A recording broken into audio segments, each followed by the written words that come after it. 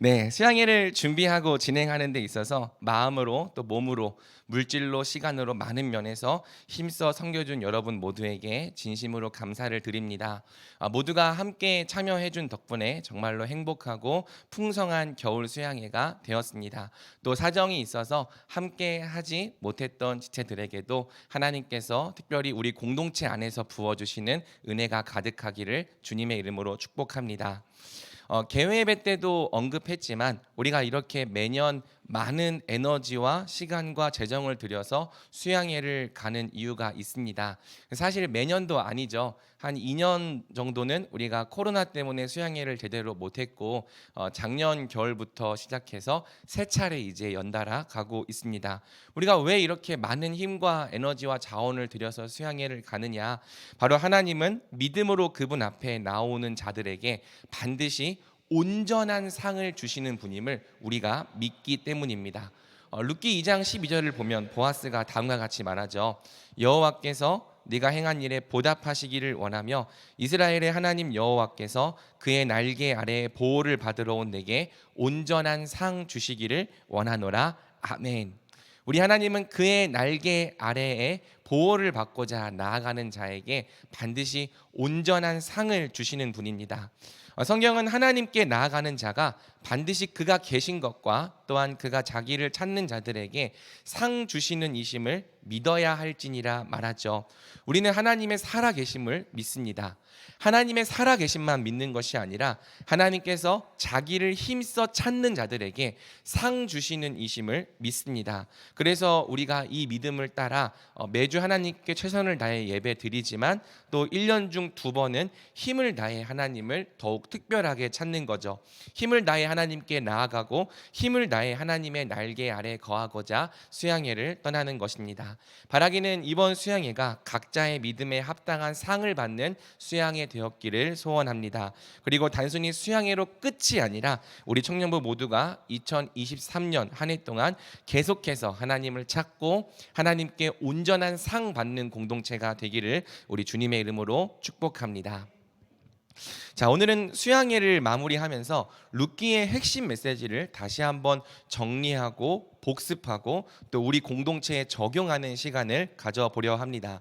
사정이 있어서 수양회에 참여하지 못한 지체들도 오늘 이 시간을 통해서 함께 룻기의 핵심 메시지를 정리하고 적용하면 좋겠습니다.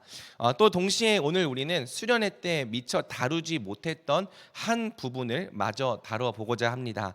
바로 4장에 등장하는 아무개에 대한 이야기죠. 우리가 둘째 날 저녁에 4장을 다루긴 했지만 주로 3장을 중심으로 다루고 4장은 거의 초스피드로 간단하게 훑기만 했습니다.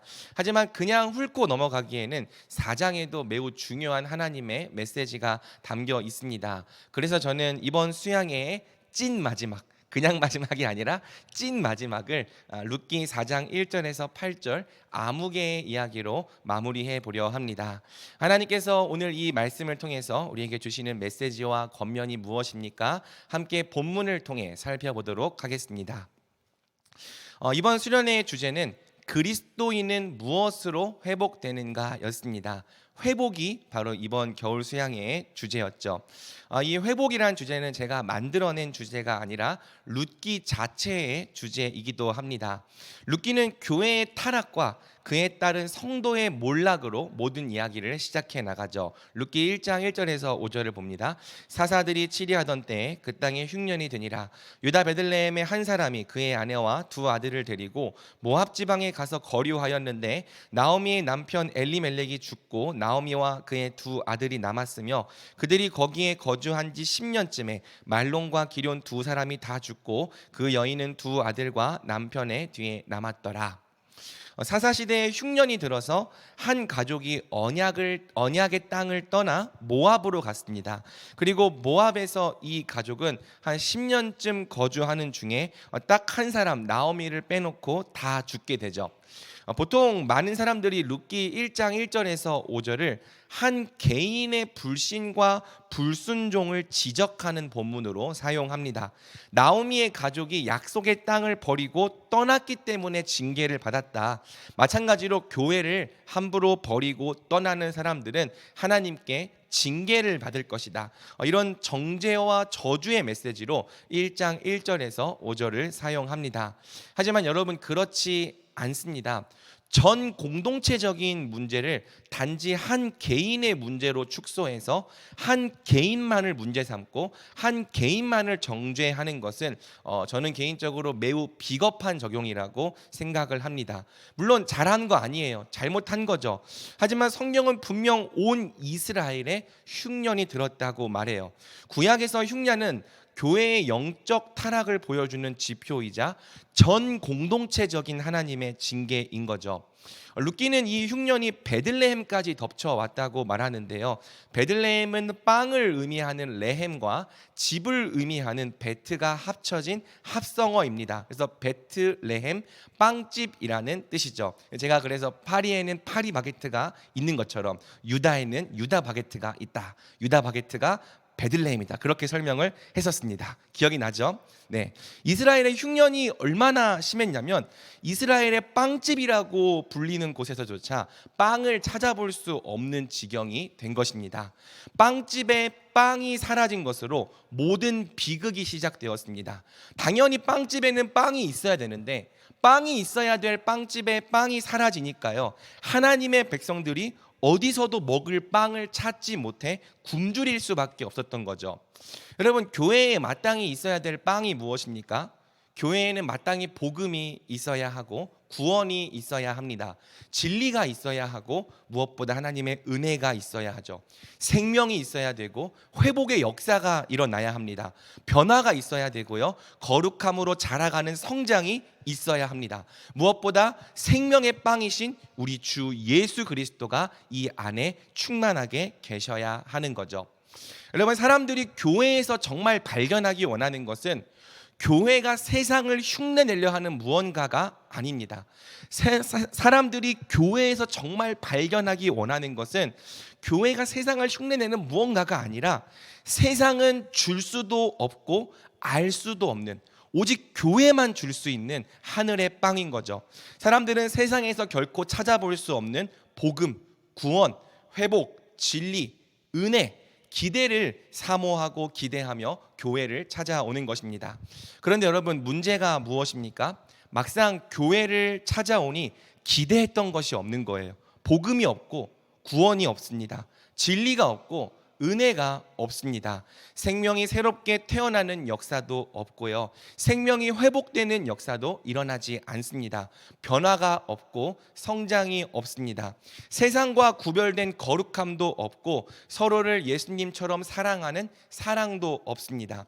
입으로는 예수님이 교회의 머리라고 고백하지만 실제로는 예수님을 교회의 머리로 인정하고 예수님의 말씀대로 살려 하지 않습니다. 빵집에는 당연히 빵이 있을 거라고 기대하며 찾아왔는데 빵집에 빵이 없는 거예요. 잎사귀가 이렇게 무성해서 당연히 열매가 있을 줄 알았는데 막상 잎사귀 사이를 뒤져보니까 열매가 없는 거죠. 그리고 여러분, 이렇게 빵집에 빵이 사라져버리면 어떤 일이 벌어집니까? 비극이 시작되는 겁니다. 룻기 1장 1절에서 5절은 교회의 영적 흉년이 될 때 성도들이 어떤 비극을 겪게 되는지를 우리에게 보여주는 거죠. 여러분, 교회에 영적 흉년이 들면 어떤 일이 벌어집니까? 어떤 사람들은 그럼에도 불구하고 남아서 교회를 지킵니다. 하지만 교회에 남아서 교회를 지키는 사람들도 배가 고프기는 마찬가지죠. 은혜가 없으면요, 항상 화가 나고 짜증나는 거예요. 여러분 우리가 육신의 밥을 못 먹어도 이렇게 화가 나잖아요. 건들지 마, 나 지금 배고파, 화났어. 그런데 여러분, 육신의 밥만 그런 게 아니라 영적인 이 은혜를 우리가 충분히 누리지 못하면 우리는 은혜가 없을 때 화가 나고 짜증이 나게 되는 겁니다. 예배가 하나님을 만나고 하나님과 교제하는 기쁨의 시간이 아니라 무거운 의무로 느껴져요. 교회 안에서 맡은 일들과 여러 역할들이 굉장히 힘든 짐으로 느껴집니다. 본질이 살아 역사하지 못할 때 본질이 아닌 것들에 집착하게 되고요. 본질이 역사하지 못하니까 우리가 본질이 아닌 것들을 가지고 자꾸만 싸우게 되는 것이죠. 여러분, 굶주린 양들이요, 서로 매일 들이받고 싸우는 가운데 기쁨은 눈을 씻고 찾아봐도 찾을 수 없게 됩니다. 교회에 흉년이 들면 남아있는 사람들이 굉장히 많은 상처와 고통을 겪게 되는 거죠. 그래서 여러분, 어떤 일이 벌어집니까? 이제 교회를 떠나가는 사람들이 나타나기 시작합니다. 정말 오랫동안 교회를 지켜왔던 사람들 중에서도 상처가 너무 커서, 그리고 이 공동체 안에서 받는 이 힘듦, 또 배가 고픔을 견딜 수가 없어서 떠나가는 사람들이 나타나기 시작하는 거죠. 여러분, 떠나서 잘 살면 다행이에요. 하지만 나오미의 경우처럼 교회를 아예 떠나버린 사람은 언약 백성의 정체성을 제대로 지키지 못하는 경우가 대부분입니다. 왜? 하나님은요, 성도를 혼자서도 얼마든지 잘 살 수 있는 존재로 만들지 않으셨어요. 하나님은 우리가 교회로서 함께 몸을 통해 살아갈 때 충만할 수 있는 존재, 서로가 서로를 사랑하며 각자의 은사로 서로를 채워줄 때 온전해지는 존재로 만드셨기 때문이죠. 교회를 떠난다는 것은 공동체를 잃어버린다는 뜻입니다. 나를 위해 기도해 줄 사람도 없어지고 나를 위해 권면해 줄 사람도 모두 잃어버린다는 뜻입니다. 내게 하나님의 말씀을 전해 줄 사람도, 나를 죄에서 보호해 줄 사람도, 내가 넘어졌을 때 나를 다시 일으켜 세워 줄 사람도 모두 잃어버리게 된다는 뜻입니다. 무리를 이탈한 양이 홀로 방황하다가 결국 맹수들의 밥이 되는 것처럼 교회를 떠나간 사람들도요, 목자 없이 방황하다가 결국 교회 밖에서 이 영적 생명을 잃게 되는 비극이 벌어지는 거죠. 정체성을 잃어버리고 극심한 영적 침체에 시달리거나 아니면 아예 이 믿음 자체를 거의 희미하게 잃어버리기도 하는 것입니다. 그러니까 물이 썩으면 물 안에 있는 물고기도 죽고 물 밖을 뛰쳐나간 물고기도 죽게 되는 거예요. 마찬가지로 교회가 타락하고 교회에 먹을 빵이 없으면 모든 성도들이 안팎으로 고통을 당하게 되는 거죠. 빵이 있어야 될 교회에 빵이 사라져버리면 사람들은 어디서도 하늘 양식을 구하지 못해서 영적으로 굶주리게 됩니다. 빛이 있어야 될 교회에 빛이 사라져버리면 사람들은 어디서도 빛을 발견하지 못해 어둠 속을 헤매게 되는 거죠. 교회 안에 있는 성도들은 빵이 없어서 굶어 죽고, 또 교회를 떠나간 사람들은 교회 밖에서 객사했던 비극적인 시대가 바로 본문이 보여주는 사사시대인 거예요. 그러니 사랑하는 여러분, 단지 교회를 떠나간 사람만 정죄한다고 되겠습니까? 엘리멜렉 같은 사람들의 불신과 불순종을 비난한다고 되겠습니까? 아닙니다. 만약 우리가 룻기를 정말 제대로 읽는다면 우리는 교회 안에 임해 있는 영적 흉년을 굉장히 가슴 아파해야 하는 거예요. 마음을 찢고 가슴을 치며 하나님께 회복의 은혜를 간절히 구해야 하는 거죠. 교회의 운명과 성도의 운명은 서로 긴밀하게 연결되어 있습니다. 교회가 타락하면요, 교회만 타락하는 것이 아니라 교회 안에 함께 속해 있는 교회의 몸으로 존재하는 성도들도 같이 몰락해 버리는 거예요. 그러니 여러분, 교회의 회복 없이는 성도의 회복이 온전히 이루어질 수 없는 거죠.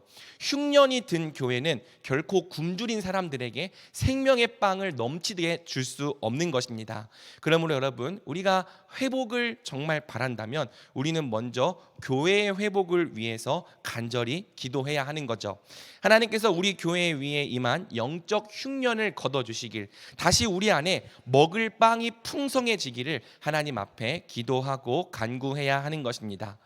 실제로 룻기는요, 성도의 회복이 교회의 회복으로부터 시작된다고 말합니다. 그러니까 룻기 1장 1절에서 5절은 교회의 몰락과 교회의 회복을 보여주는 것이고요. 이제 6절부터 나오미의 개인사를 다루기 시작하는 거죠. 룻기 1장 6절 같이 읽어볼까요? 시작. 그 여인이 모압 지방에서 양식을 주셨다 함을 듣고 이에 두 며느리와 함께 일어나 모압 지방에서 돌아오려 하여 아멘. 하나님께서 자기 백성을 돌보셔서 그들에게 다시 양식을 주셨다. 영적 흉년을 거두어 주셨다. 빵집에 다시 빵이 넘치게 하셨다. 이것이 룻기가 말하는 회복의 시작입니다. 빵집에 빵이 돌아와야지만 성도의 회복 역시 시작될 수 있는 거죠.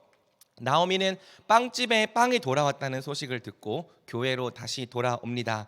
물론 아직은 하나님에 대한 오해가 가득한 상태입니다. 무언가 소망이 가득한 것은 아니에요. 그저 빵집에서 떨어지는 빵의 부스러기를 좀 얻어먹고자 돌아온 것이죠. 하지만 빵이 풍성한 교회로 돌아온 것이 실제로 나오미 인생의 회복으로 이어집니다. 1장 22절은 말합니다.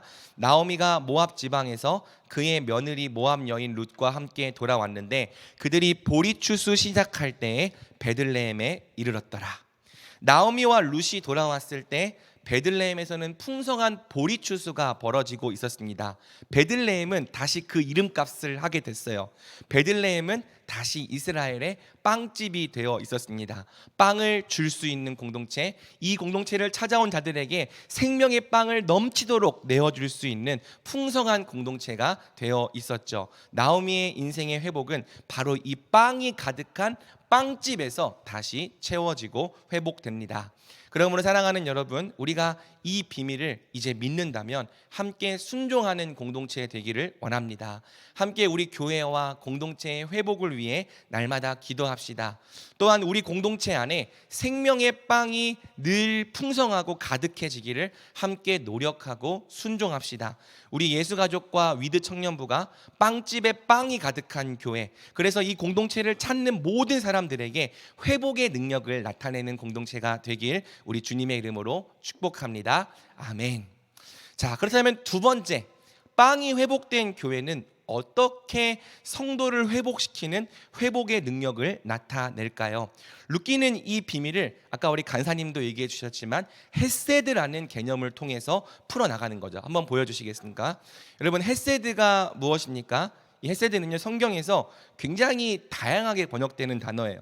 성경에서 긍휼, 인애, 자비, 은혜 이렇게 번역되는데요. 그래서 여러분, 역으로 이런 단어가 등장하면 이 원어가 헤세드겠구나 이렇게 역추적해도 될 만큼 이렇게 많은 단어로 번역되는 단어입니다.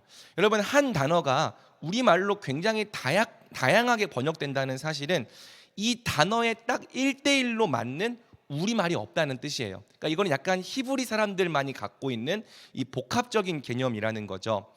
저는 수양회에서 이 헤세드를 하나님께 사용될 때랑 사람에게 사용될 때 두 가지 용례로 구분해서 여러분들에게 뜻을 정리해 주었습니다. 이 헤세드는요, 보통 성경에서 하나님께 사용되는 단어입니다. 헤세드가 하나님께 사용될 때에는 신실한 언약적 사랑이라고 정의할 수 있는 거죠. 신실하다는 것은요, 변하지 않고 성실하다는 뜻입니다. 언약적이라는 것은 사랑의 근거가 우리를 사랑하기로 결정하신 하나님의 스스로의 언약에 있다는 뜻이죠. 그러니까 하나님은요, 우리를 사랑하시는데 어떻게 사랑하시냐면 신실한 언약적 사랑으로 사랑하시는 거예요. 하나님은 우리가 뭔가를 잘했다고 못했다고 그것에 따라서 우리를 향한 사랑을 바꾸시는 것이 아니라 우리의 어떠함과 관계없이 창세전부터 우리를 택하시고 사랑하기로 결정하신 스스로의 언약에 의해서 언제나 변함없이 가장 성실하게 우리를 사랑해 주시는 거죠. 성도가 구원받고 회복될 수 있는 유일한 근거는 바로 이 하나님의 신실한 언약적 사랑입니다. 자, 그런데 여러분, 성경은 이 헤세드를 간혹 사람에게도 사용합니다. 그리고 헤세드가 사람에게 사용될 때에는 이런 의미가 돼요. 하나님의 사랑에서 파생된 성도의 사랑, 하나님의 사랑에 기초한 성도의 사랑. 이해가 됩니까? 그러니까 이 룻기는요, 이 두 사랑을 따로 분리시키지 않고 하나로 연결하는 거죠. 하나님의 헤세드는 성도가 성도에게 베푸는 헤세드를 통해 드러난다.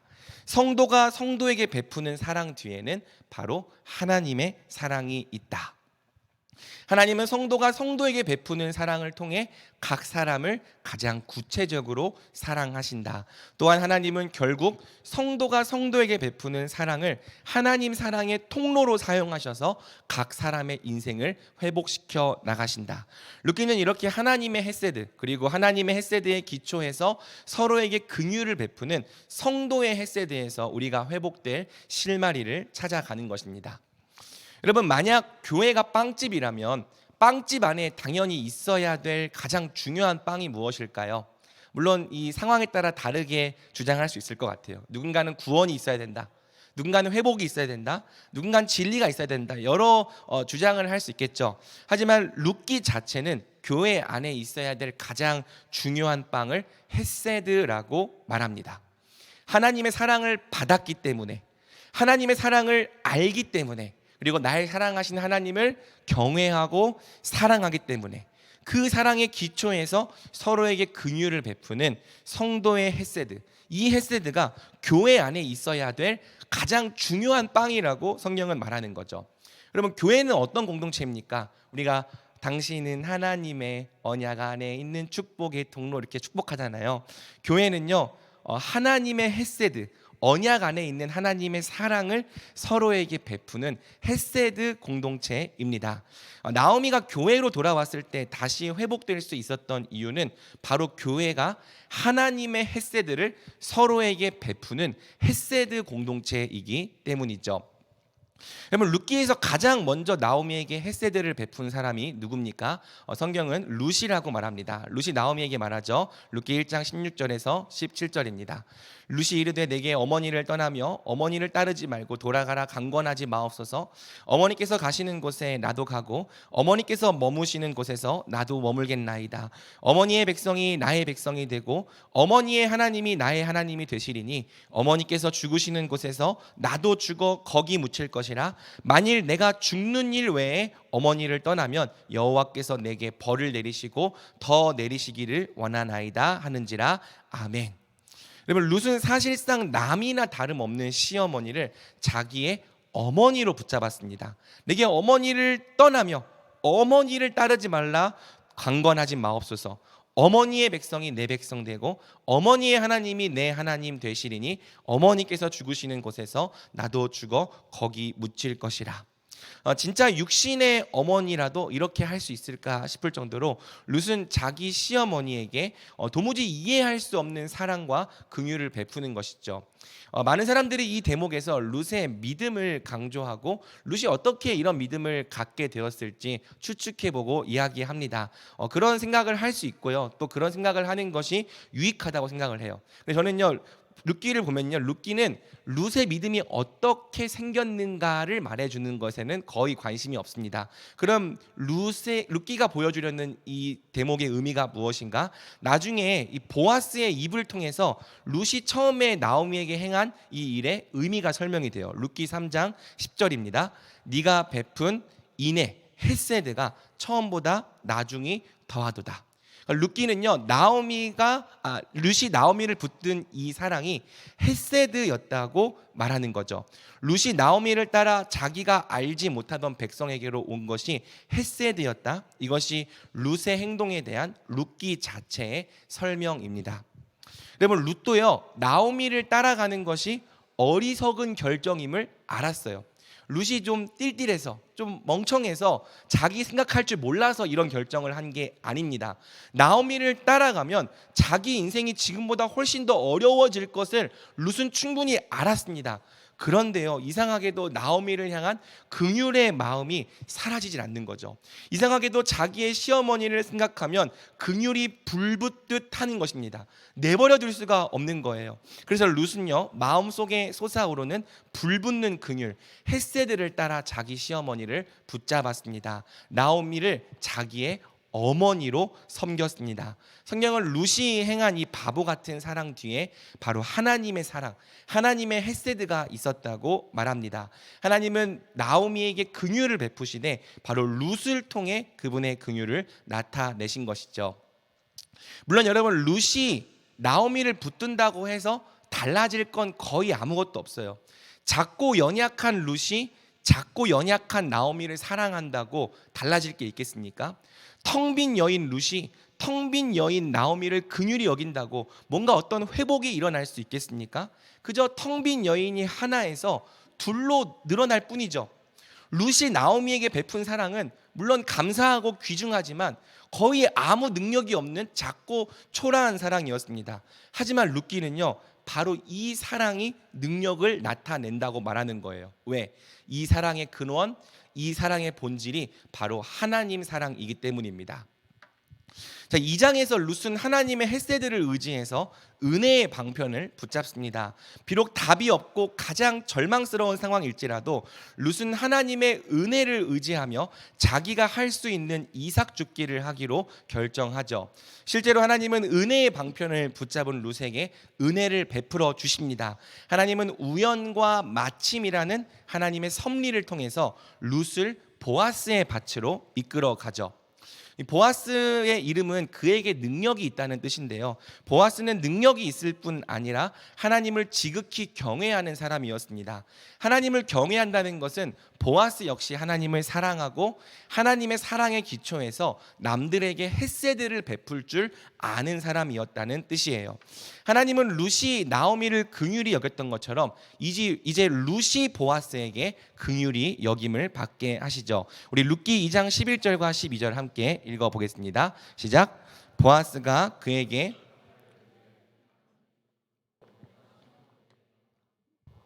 내 부모와 고국을 떠나 전에 알지 못하던 백성에게로 온 일이 내게 분명히 알려졌느니라.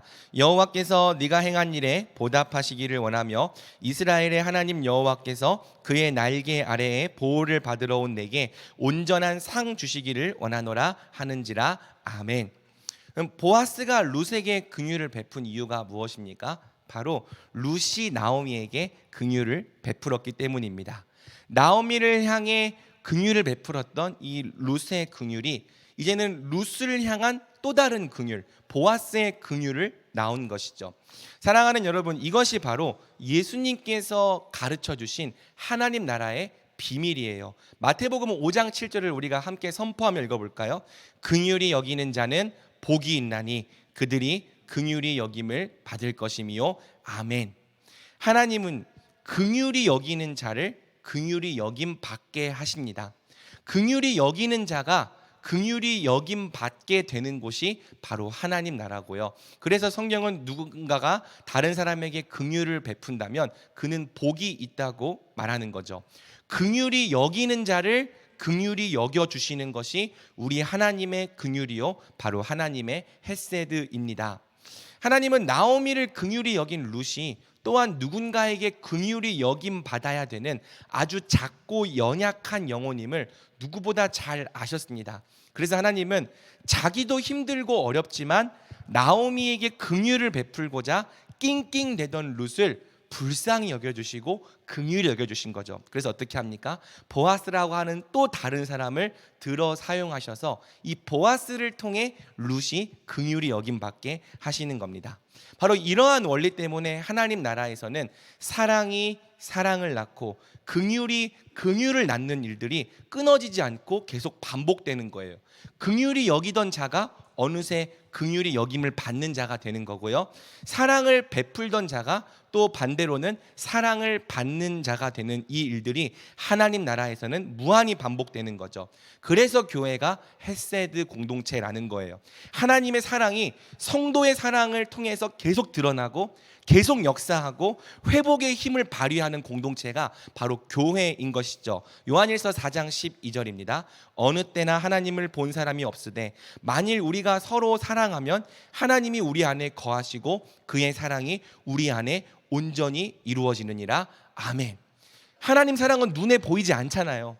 그런데 그 사랑이 우리가 서로 사랑하면 이 공동체 안에서, 이 몸 안에서 역사한다고요. 그래서 우리가 서로 사랑할 때 하나님의 사랑이 우리 가운데 온전해지는 일이 벌어진다고 성경은 말하는 것입니다. 그래서 교회가 헤세드 공동체라는 거죠. 그래서 여러분, 하나님의 사랑으로 서로를 사랑하는 공동체에는 반드시 성도를 회복시키는 하나님의 강력한 능력이 역사합니다. 저는 실제로 그 능력을 정말 수도 없이 경험했어요. 저뿐만 아니라 여러분들도 이 사랑의 공동체 안에서 회복의 능력을 다 경험해 보았을 것이라고 생각을 합니다. 안타깝게도 오늘날에는 교회 안에서조차 이런 사랑이 식어져 가고 있어요. 세상의 이 가치관이 공동체로 함께 살기보다는 이제 자신을 먼저 생각하는 이 풍조가 있기 때문에 교회 안에서도 점점 몸으로 함께 살려고 하고 몸으로 서로를 사랑하려고 하는 풍조가 사라져 가고 있는 거죠. 그리고 몸으로 함께 살려고 하는 사랑이 잘 역사하지 않으니까 회복의 역사도 드물게 된 것입니다. 하지만 여러분, 여전히 진리는 진리인 거죠. 서로를 사랑하는 교회 안에는 반드시 세상이 흉내낼 수 없는 하나님의 회복의 역사가 일어납니다. 그러므로 우리가 함께 이 진리를 믿고 서로 사랑하는 일에 힘있게 자라간다면 이 능력을 우리 예수가족과 위드 청년부가 모두 함께 경험하게 될 줄 믿습니다. 우리 예수가족과 위드 청년부가 정말 그 이름처럼 함께함으로 또 가족으로 살아감으로 회복의 능력을 발휘하는 회복 공동체가 될 것입니다. 저는 우리 청년부가 회복의 능력을 발휘하는 회복 공동체가 되기를 날마다 꿈꾸고 기도합니다. 단순히 꿈만 꾸는 것이 아니고요, 그 일이 우리 가운데 반드시 이루어질 것이라고 믿고 있습니다. 우리가 말씀과 기도와 또 성도의 교통을 통해 함께 하나님의 은혜 받기를 힘쓴다면, 은혜의 방편을 신실하게 의지한다면 하나님께서 은혜로 이 일을 우리 가운데 이루시리라 굳게 믿고 있습니다. 그러니 사랑하는 여러분, 여러분도 같은 믿음을 가져주십시오. 사랑으로서 역사하는 믿음만이 우리 그리스도인들의 참된 능력입니다. 한편 룻기는 성도가 성도에게 베푸는 헤세드 사랑의 절정을 고엘 제도, 기업 물을 자 제도를 통해 드러냅니다. 여러분, 성도가 성도에게 베풀 수 있는 가장 큰 사랑이 무엇입니까? 우리 예수님께서 말씀하셨죠. 사람이 자기 친구를 위하여 자기 목숨을 버리면 이보다 더 큰 사랑이 없나니. 룻기는요, 바로 자기를 내어주어서 잃어버린 기업을 되찾아주는 구속의 사랑, 속량의 사랑이 가장 큰 사랑이라고 말합니다. 보아스를 향한 룻의 고백 속에 이 메시지가 드러나죠. 룻기 3장 9절입니다. 같이 읽어볼까요? 나는 당신의 여종 룻이오니 당신의 옷자락을 펴 당신의 여종을 덮으소서. 이는 당신이 기업을 물을 자가 됨이니이다 하니. 아멘. 룻은 보아스가 자신에게 구속자가 되어주는 것, 기업 물을 자가 되어주는 것이 하나님께서 내게 주시는 가장 큰 사랑이요 온전한 상이라고 고백합니다. 그래서 여러분, 보아스가 이 고백에 응답하죠. 보아스가 이 고백에 응답해서 룻과 나오미에게 구속의 사랑을 베풀어줘요. 보아스는 자기 기업에 막대한 손해를 볼지라도 잃어버린 룻과 나오미의 기업을 전부 찾아줍니다. 뿐만 아니라 룻을 자기 아내로 맞이해서 룻이 낳은 아들이 죽은 엘리멜렉과 말론의 이름을 잊게 하죠. 보아스가 룻과 나오미에게 베푼 헤세드의 절정은요, 이삭을 많이 준 게 아니고요, 룻과 나오미의 구속자가 되어주는 것이었습니다. 실제로 보아스가 행한 이 헤세드 사랑은 장차 예수님께서 우리에게 주실 가장 큰 사랑의 모형이죠. 우리를 향한 하나님의 신실한 언약적 사랑이 누구를 통해 가장 절정으로 드러났습니까? 바로 죄인인 우리를 위해 자기 목숨을 대속물로 내어주신 예수님의 속량, 예수님의 구속, 예수님의 십자가 사랑을 통해 드러났습니다. 예수님은 친히 자기 목숨을 우리를 구속하는 대가로 지불하셔서 우리가 잃어버렸던 하나님 나라, 자녀의 권세, 상속자의 자격, 모든 것을 다 되찾아 주신 거죠. 성경은 이렇게 자기를 내어주어 우리를 구속하신 예수님의 사랑이 가장 큰 하나님의 사랑이라고 말합니다. 뿐만 아니라 바로 이 사랑이 우리도 본받고 우리도 실천해야 될 사랑이라고 말합니다. 그래서 우리 그리스도인들은 서로에게 사랑을 베풀 때 특별히 예수님께서 우리에게 자기를 내어주신 것처럼 우리도 서로에게 자기 자신을 주는 방식으로 사랑하기에 힘쓰는 것이죠. 그러므로 우리 청년부가 예수님이 우리를 사랑하신 것처럼 서로 사랑하기에 힘쓰는 공동체가 되길 주님의 이름으로 축복합니다. 요한일서 4장 10절에서 11절은 말합니다. 사랑은 여기 있으니 우리가 하나님을 사랑한 것이 아니요 하나님이 우리를 사랑하사 우리 죄를 속하기 위하여 화목제물로 그 아들을 보내셨습니다. 우리 11절은 같이 읽을까요? 사랑하는 자들아 하나님이 이같이 우리를 사랑하셨은즉 우리도 서로 사랑하는 것이 마땅하도다. 아멘. 우리 주께서 우리를 이같이 사랑하셨은즉 우리도 주님처럼 사랑하는 것이 마땅한 줄 믿습니다. 아멘. 자, 마지막으로 이제 오늘 본문인 4장 1절에서 8절을 살펴보는 것으로 설교를 마치려고 합니다. 자, 오늘 설교 제목이 펠로니 알모니인데요. 대체 여러분 펠로니 알모니가 무엇인가 의아했을 것입니다. 물론 설교의 서론에서 제가 힌트를 좀 줬기 때문에 설교의 서론을 잘 들은 사람들은 대강 펠로니 알모니가 무엇인지 눈치를 챘겠죠. 자, 펠로니 알모니란 단어는 룻기 4장 1절에 등장하는 단어입니다. 한번 같이 읽어볼까요? 보아스가 성문으로 올라가서 거기에 앉아 있더니 보아스가 그에게 이르되 아무개여 이리로 와서 앉으라 하니 그가 와서 앉으매. 자, 우리 성경에 아무개라고 번역된 사람, 바로 이 사람의 히브리어 이름이 펠로니 알모니입니다. 그럼 펠로니 알모니가 뭐냐? 펠로니 알모니는 히브리어로 아무개란 뜻입니다. 그런데 여러분 그냥 아무런 뜻이 없는 것은 아니에요. 펠로니 알모니에서 펠로니는 그런 사람이란 뜻이고요. 알모니는 감춰졌다라는 뜻입니다. 알모니는 은폐하다를 의미하는 알몬에서 나온 단어예요. 그 성경은 굳이 이름을 밝히고 싶지 않을 때, 또 이름을 감추고 싶을 때 펠로니 알모니라는 이름을 사용하는 거죠. 놀랍게도 펠로니 알모니는 성경에 딱 3번밖에 등장하지 않는 표현인데 3번 중 2번은 사람이 아니라 장소에 사용되었습니다. 사무엘상 21장 3절에서는 이러이러한 곳이라고 번역되었고요. 열왕기하 6장 8절에서는 아무데라고 번역되었습니다. 제가 장난치는 게 아니라 진짜 아무데라고 번역이 되어 있어요. 펠로니 알모니가 사람을 지칭하는 데 쓰인 곳은 성경에서 룻기 4장 1절이 유일한 거죠. 여러분 분명 보아스는 이 사람의 이름을 알았을 거예요. 그리고 실제로 지나갈 때 아무개야 그러면은 안 쳐다보니까 아무개라고 부르지 않았겠죠. 그런데 룻기는 아주 의도적으로 이 사람의 이름을 가려 놓았습니다. 펠로니 알몬이라고 바꿔 놓았습니다. 이름을 알 필요가 없는 사람, 이름을 감춰야 하는 사람으로 만들어 놓았습니다. 우리말로는 아무개라고 만들어 놓았죠. 도대체 왜요? 이 사람이 취한 행동과 관련이 있습니다. 여러분 이 아무개는요 우리가 통독할 때 본 것처럼 보아스가 말한 첫 번째 기업 물을 자입니다. 보아스는 마침 성문 앞을 지나가던 아무개를 불렀고요. 아무개는 보아스의 말대로 와서 앉았죠. 또 보아스는 성읍 장로 10명을 청하여서 장로들을 증인으로 세웁니다. 이후 보아스는 아무개에게 이 자초지종을 설명하기 시작하죠. 3절에서 4절입니다.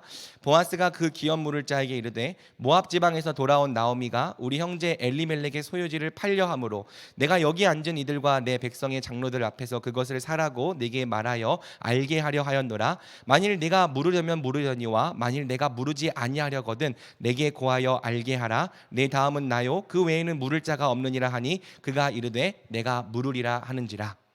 여러분 3절을 잘못 이해하면은 마치 나오미가 여전히 엘리멜렉의 기업을 소유하고 있는 것처럼 보이는데요. 그렇지 않습니다. 엘리멜렉은 모압으로 나올 때 자기 기업을 처분했어요. 나오미에게 땅이 있었다면 지금처럼 가난한 삶을 살 필요가 없었겠죠. 그럼 3절이 무슨 말이냐? 왜 나오미에게서 산다고 얘기를 하느냐? 오늘날 우리 토지 개념과 이스라엘의 토지 개념은 약간 차이가 있습니다. 이스라엘 율법에는 엄밀히 말하면 소유권의 완전한 양도가 없어요. 모든 토지는 다 하나님께 속한 것이며 하나님께서 각 집에 사람에게 기업으로 주셨다고 믿기 때문이죠. 그래서 혹시 정말 어려운 사정 때문에 땅의 사용권을 포기하거나 저당 잡히더라도 진짜 소유권 자체가 넘어가지는 않습니다. 여전히 본래 기업의 주인에게 있어요. 심지어 율법은 혹시 기업 물을 자, 구속자가 없어서 땅을 되찾지 못하더라도요 하나님이 직접 구속자가 되어주셔서 50년에 한 번씩 희년이 돌아올 때마다 모든 땅이 원래 소유주에게 돌아가게 하셨습니다. 그러니 엄밀히 말하면 엘리멜렉은 땅의 소유권을 처분하고 나온 것이 아니라 사용권을 처분하고 모압으로 나온 것이죠. 여전히 땅의 소유권은 엘리멜렉의 유족인 나오미에게 있는 거예요. 하지만 여러분, 이 같은 율법 조항에도 불구하고 땅의 소유권 자체가 아예 다른 사람에게로 완전히 넘어가는 경우가 간혹 있었습니다. 어떤 경우죠? 땅의 원소유자에게 기업을 이을 자녀가 없는 경우예요. 땅의 원소유자에게 기업을 이을 자녀가 없는 경우에는 가까운 친족이 그 기업의 소유권을 받게 됩니다. 이로써 율법은 주인 없는 땅이 생기지 않게 했을 뿐 아니라 어떤 사람이 자식이 없어서 죽었을 때 막 기업이 유다 지파에서 뭐 갓 지파로 이렇게 옮겨 다니는 일이 없게 하신 거죠. 자, 여러분, 좋은 찬스 아니에요? 본래대로라면 땅을 영원히 살 수 없는 이스라엘에서 땅을 영원히 살 수 있는 절호의 찬스가 생겼습니다. 지금 이 아무개의 경우에는요, 희년이 와도 땅을 돌려줄 필요가 없어요. 지금 이거 죽은 엘리멜렉의 기업 사면 영원히 아무개의 집 땅이 되는 거예요. 그러니 여러분, 이 기회를 놓칠 필요가 있겠습니까? 좀 값이 나가더라도 자녀가 없는 엘리멜렉의 기업을 이 아무개가 대신 물러주면 그 땅은 이제 영원히 아무개 땅이 되는 거죠. 그러니 여러분, 이 찬스를 놓치지 않고 아무개가 말합니다. 내가 물으리라. 아무개는 지금 자기 소유지가 늘어날 생각에 신이 난 거죠. 하지만 여러분, 한국말을 끝까지 들어야 하는 것처럼 히브리 말도 끝까지 들어야 합니다. 이 한국말이랑 히브리 말 약간 비슷해요. 우리 아빠 그러잖아요. 아빠는 아람어인가? 아무튼 자, 김치국부터 마시면 안 돼요. 보아스가 이제 본론을 얘기하기 시작합니다. 4장 5절이죠. 같이 읽어보겠습니다. 자, 보아스가 이르되 네가 나오미의 손에서 그 밭을 사는 날에 곧 죽은 자의 아내 모압 여인 루색에서 사서 그 죽은 자의 기업을 그의 이름으로 세워야 할지니라 하니. 자, 5절 번역에는 약간 다른 초이스가 있는데요.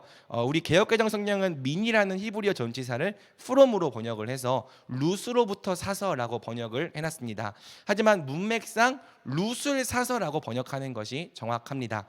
ESV 영어 성경은 You also acquire Ruth 해서 너는 룻도 얻어야 돼 라고 번역을 했고요. 표준 세번역도 룻도 아내로 맞아들여야 하오. 우리말 성경도 룻도 떠맡아야 할 것일세 라고 말하면서 룻에게서 사서가 아니라 룻을 사야 한다고 번역을 하고 있는 거죠. 여러분, 보아스의 말이 무슨 뜻입니까? 가장 쉽게 핵심만 말하면 이 땅 사도 네 거 안 된다는 뜻입니다. 그 말이에요. 왜? 엘리멜렉에게 하필 며느리가 남아있거든요. 깔끔하게 죽었어야 되는데 며느리를 남겨놓았습니다. 본인도 죽고 두 아들도 죽었는데 하필 며느리가 따라왔어요. 심지어 며느리가 친정으로 돌아가지도 않고 베들레헴까지 어머니 하면서 따라온 거죠. 이 룻의 존재가 굉장히 결정적인 역할을 해버린 거예요. 율법상 아무개는 이 며느리 룻의 존재 때문에 엘리멜렉의 기업을 돈 주고 사더라도 자기 소유로 가질 수 없게 됩니다. 도리어 남 좋은 일을 해줘야 돼요. 룻에게 아들을 낳아준 다음에 죽은 엘리멜렉과 말론의 이름으로 이 룻의 아들에게 기업을 줘야 합니다. 그러니까 자기 돈 써서 남 좋은 일 해줘야 한다는 뜻이에요. 그래서 여러분, 아무개가 어떻게 결정합니까? 우리 6절을 함께 읽어보겠습니다. 시작. 그 기업 물을 자가 이르되 나는 내 기업에 손해가 있을까 하여 나를 위하여 물으지 못하노니 내가 물을 것을 네가 물어라. 나는 물으지 못하겠노라 하는지라. 자, 아무개의 결정이 무엇입니까? 난 내 기업에 손해가 있을까 하여 못 물으겠다. 내가 물을 것을 네가 물러라. 나는 못 물은다. 이것이 아무개의 최종적인 선택이죠. 사실상 처음부터 끝까지 아무개에게는요, 자기 생각밖에 없었던 거예요. 죽은 자신의 친족 엘리멜렉에 대한 긍휼 안중에도 없었습니다. 심지어 엘리멜렉이 남겨서 여기 베들레헴까지 돌아온 유족, 아니 죽은 엘리멜렉의 아내가 돌아왔으면 그래도 긍휼이 여기는 척이라도 해야 되는데요, 안중이 없는 거죠. 엘리멜렉의 며느리 더더욱 안중에도 없습니다. 그럼 아무개에게 뭐가 제일 중요해요? 내게 이익이 되냐 손해냐, 이게 제일 중요하고요. 이것이 아무개의 판단 기준이었어요. 그래서 결정적으로 내게 손해가 된다고 판단한 순간 난 못하겠다, 내가 할 일을 네가 해라 라고 책임을 밀어버린 것입니다. 자, 그러면서 아무개는 8절 전례대로 보아스에게 자기 신을 벗어주는데요. 이 장면이 사실 너무너무 중요합니다. 8절 이에 그 기업 물을 자가 보아스에게 이르되 네가 너를 위하여 사라 하고 그의 신을 벗는지라. 우리가 그냥 신발 벗었구나 하고 그냥 가볍게 넘어가는데요. 이 장면의 진짜 의미를 알려면 이 법이 명시된 율법을 직접 찾아서 읽어봐야 됩니다. 우리 신명기 25장 7절에서 10절을 한번 같이 읽어보겠습니다. 시작. 그러나 그 사람이 만일 그의 형제의 아내가 장로들 앞에서 그에게 나아가서 그의 발에서 신을 벗기고 그의 얼굴에 침을 뱉으며 이르기를 그의 형제의 집을 세우기를 즐겨 아니하는 자에게는 이같이 할 것이라 하고 이스라엘 중에서 그의 이름을 신벗김 받은 자의 집이라 부를 것이니라. 아멘. 자, 율법은 내 형제의 집을 세우지 않겠다, 내 형제의 집을 못 본 척 하겠다라고 결정한 사람에게 어떻게 하라고 명령합니까? 본래대로라면 죽은 형제의 아내가 나와서 그 죽은 형제의 아내가 그의 발에서 신발을 벗겨야 됩니다. 그리고 그의 얼굴에 침을 뱉으면서 이렇게 외쳐야 하는 거죠. 그의 형제의 집 세우기를 즐겨 아니하는 자에게는 이같이 할 것이니라. 이처럼 율법은 형제를 외면한 자에게, 형제에게 긍휼을 베풀지 않고 형제에게 하나님의 사랑을 실천하지 않은 자에게 가장 큰 수치를 줘야 한다고 말하는 거죠. 또 여러분, 율법은 앞으로 그의 집을 신벗김 받은 자의 집이라고 부르라고 명령합니다. 무슨 뜻이에요? 이 집은 형제 사랑의 의무를 외면한 자의 집이다. 형제의 집을 세워주기 싫어서 자기 신발을 벗어 던진 사람의 집이다. 두고 일컬으며 말하라는 겁니다. 이스라엘 중에서 이렇게 형제 사랑을 외면하는 일이 일어난 것을 가장 부끄럽고 수치스러운 일로 두고 기억하라는 거죠. 이처럼 여러분, 율법은 형제 사랑을 외면한 죄를 굉장히 무겁게 다룹니다. 신을 벗어준다는 것은 그냥 전례를 따르는 일 정도가 아니라 하나님 백성에게는 사실 최고로 부끄럽고 최고로 수치스러운 일인 거예요. 그런데 아무개, 이 펠로니 알모니는 이 부끄럽고 수치스러운 일을 아무렇지도 않게 행하는 거죠. 신 벗는 일을 그 어떤 부끄러움도 없이, 그 어떤 수치심도 없이 도리어 내 재산을 손해보지 않아서 다행이다 안도하면서 당당하게 행하는 것입니다. 이 아무개는요, 하나님 백성으로서 가장 부끄러워해야 할 일을 전혀 부끄러워할 줄 모르는 사람이었던 거죠. 물론 여러분, 현숙한 여인 룻은 이 사람의 얼굴에 침을 뱉지 않았습니다. 하지만 룻이 침을 뱉지 않으니까 룻기의 저자가 아예 이 사람의 이름을 성경에서 지워버렸습니다. 형제 사랑을 외면하는 너는 하나님 백성의 수치다. 형제에게 헤세드를 베풀지 않는 너는 도무지 성경에 이름이 기록될 자격이 없는 사람이다. 너는 펠로니 알몬이다. 이것이 이 사람을 향한 성경의 평가입니다. 그래서 우리는 이 사람의 이름을 모릅니다. 앞으로도 영원히 모를 것입니다. 천국에서 만나볼 수 있을지나 모르겠습니다. 우리는 그저 저자의 의도대로 이 사람을 아무개로, 형제 사랑을 외면했던 펠로니 알모니로 기억할 뿐이죠. 그렇습니다. 사랑하는 여러분, 하나님 백성에게 가장 부끄럽고 수치스러운 일이 대체 무엇입니까? 여러분, 명문대학 못 들어간 게 부끄러운 일입니까? 대기업에 취직하지 못한 게 부끄러운 일입니까? 집안이 좀 어렵고 가난한 게 부끄러운 일입니까? 깨어진 가정에서 나고 자란 게 부끄러운 일입니까? 남들이 다 인정할 만큼 크게 성공하지 못한 게 부끄러운 일입니까? 아니에요. 그 어떤 것도 하나님 백성에게는 부끄러운 일이 아닙니다. 하나님은 절대 그런 것들을 가지고 너는 내 백성의 수치다라고 말씀하지 않으십니다. 도리어 내 아들로 말미암아 네가 이미 의롭게 되었고 너는 내 자녀다. 너는 무명한 자 같으나 유명한 자여. 모든 것을 다 가진 자라고 하나님께서 인정해 주시죠. 하지만 여러분, 하나님 백성에게 딱 한 가지 진짜 부끄러운 일이 있습니다. 예수님조차 천국문 앞에서 고개를 저으시면서 너는 천국에 들어올 자격이 없는 사람이다 거절하시는 일이 있습니다. 그게 뭡니까? 바로 형제 사랑을 외면하는 일입니다. 마태복음 25장 41절에서 45절 제가 조금만 발췌했는데요. 왼편에 있는 자들에게 이르시되 저주를 받은 자들아 나를 떠나 마귀와 그 사자들을 위하여 예비된 영원한 불에 들어가라. 내가 줄일 때에 너희가 먹을 것을 주지 아니하였고 목마를 때에 마시게 하지 아니하였고 나그네 되었을 때에 영접하지 아니하였고 헐벗었을 때에 옷 입히지 아니하였고 병들었을 때와 옥에 갇혔을 때에 돌보지 아니하였느니라. 내가 진실로 너희에게 이르노니 이 지극히 작은 자 하나에게 하지 아니한 것이 곧 내게 하지 아니한 것이니라. 아멘. 그러면 무엇이 하나님 백성에게 가장 부끄럽고 가장 수치스러운 일입니까? 형제를 사랑하지 않는 것이 하나님 백성에게는 가장 큰 수치입니다. 복음을 믿는다고 말하면서 하나님의 아들이 날 사랑하셔서 자기 목숨 버리신 것을 믿는다고 말하면서 형제 사랑을 외면하는 것이 하나님 백성에게는 가장 부끄러운 일입니다. 가장 수치스러운 일입니다. 그런데 우리는 때때로 이 부끄럽고 수치스러운 일을 아무렇지도 않게 태연하게 행하는 거죠. 내가 손해보지 않기 위해서 이 아무개처럼 당당하게 신발을 벗어 던집니다. 여러분 솔직히 얘기해 봅시다. 이 아무개의 생각, 이 아무개의 가치관, 또 이 아무개의 계산 방법이 정말 우리에게 낯선 것입니까? 도리어 우리의 생각과 우리의 가치관, 우리의 계산 방법이 이 아무개를 닮아 있을 때가 훨씬 더 많지 않습니까? 그러나 여러분 그의 이름이 성경에서 지워졌다는 것을 우리는 두려워합시다. 그가 하나님께 펠로니 알모니 이름이 기억될 가치가 없는 사람으로 여겨졌음을 우리는 크게 두려워합시다. 그리고 다른 어떤 것보다 사랑하지 않는 것이 우리 하나님 백성들에게는 가장 부끄러운 일인 줄 알고 우리가 부끄럽지 않은 자들 되기 위하여 늘 사랑하기를 힘씁시다. 여러분 세상의 기준으로 볼 때는 좀 성공하지 못했고 부족할지라도요 형제를 사랑하기에 힘쓰는 자는 하나님 보시기에 가장 아름답고 가장 영광스럽고 가장 자랑스러운 자입니다.